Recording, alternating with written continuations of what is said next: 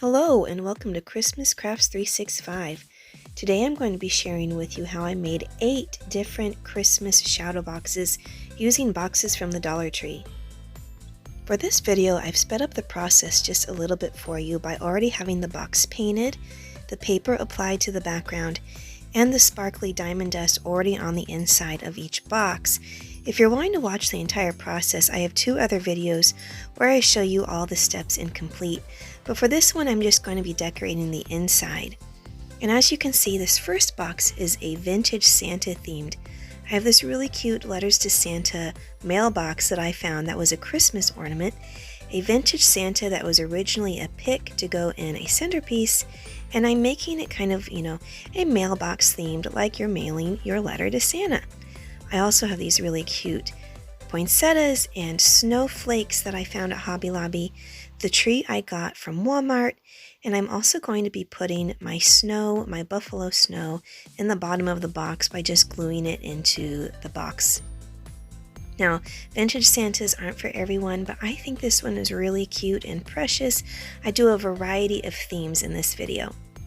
For this next one, it's a nice wintry theme. I have this cute little penguin and Christmas tree, and I'm wanting it to stand out a little bit more, so I put a block of foam behind it. And I had the perfect size sticker to fit in here that says Winter Wonderland, and this little tree was also just the right size. I found that at Hobby Lobby as well. After adding a few more little decorations, I also just did the same thing I did for the last box, added the snow to the bottom, and that one was really quick and simple, very sweet. Now this one I like a lot. It has a really large bottle brush tree. Now I had to cut off the entire bottom, but still ended up being just a tad bit too tall. So rather than forcing it in, I was afraid I was going to scrape the top of the box. I cut off just the very tip of the tree, and it ended up fitting perfectly. So this year I am planning on doing a lot of after Christmas shopping like I did last year, because I found a lot of things at Walmart, Hobby Lobby, Joann's, Michael's, you name it. We pretty much went there and found a lot of things. So maybe I'll be able to make a video of all the supplies that I found. If you are wanting to start making things yourself, I'm really blessed with having a lot of supplies, because I've been doing this for a long time. That's why it's so easy for me to have such a wide variety of crafts and different styles. But if you're wanting to start for the first time, I recommend going after Christmas shopping, because you can get a lot on clearance in a wide variety and start bulking up your supplies. For this one, it's going to be very, very sparkly. I really think this one is very pretty, maybe even one of my favorites. I have 3 different size trees here, and I'm going to be putting them all here in the center. They kind of overlap one another and make a nice background to the box. Now, even though this was really pretty, I wanted to add even more, so I'm putting a few little snowflakes in the top, and I'm also going to add some snow to the bottom, and my favorite part is what else I add in the bottom. I just made 2 little slits in the snow and added some hot glue, because I'm going to be placing in these sparkly gold reindeer. They're the perfect size, they match the trees really well, and just the sparkly feel of the box. And this one I think is so pretty, so sparkly. I love all the glitter. It's one of my favorites. This one is again another one that I like because I love gingerbread, and so I had this really tall gingerbread ornament, and I added that like a tall tree, a cute little mixing bowl, and I bumped that out as well with my foam. And what was so great about this, I had the perfect sized little cookies that originally came on this garland that I'm showing you right here that you would wrap around a tree, but I actually just used these as little cookies for my crafts.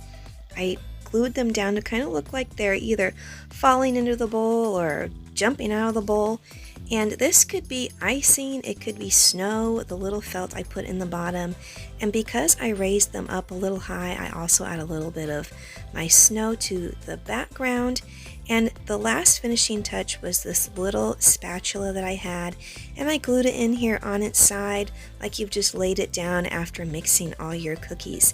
And I really think this is the perfect craft for your kitchen, or if you just love gingerbread men.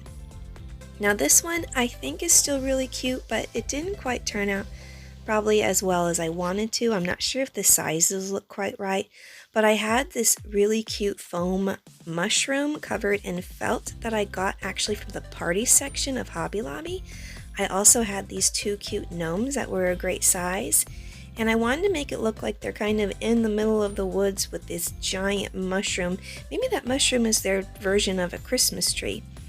I also decorated it with pine cones and little berries that I cut off of a sprig of berries, and it is cute. I do still like it, but maybe the mushroom is too big in the end and maybe the little gnomes are too small, but that little holly sign was the perfect decoration at the top.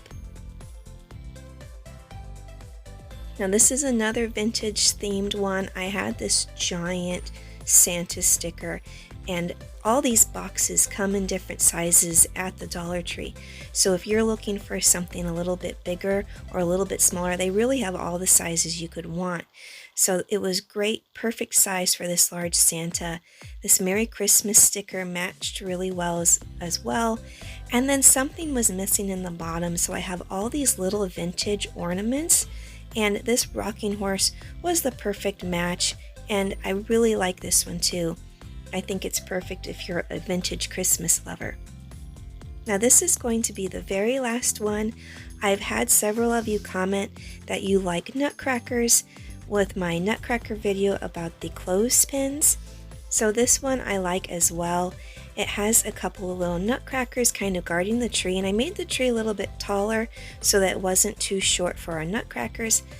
This garland sticker I've had for the longest time, and just by cutting it, it fit perfectly at the top. These two presents are actually buttons, so don't be afraid to get creative and add a bunch of different things to these boxes. They're just the perfect little craft. And here's the last shadow box. If you enjoyed this video and you love Christmas, don't forget to subscribe. Thanks so much for watching, and I'll see you in the next one.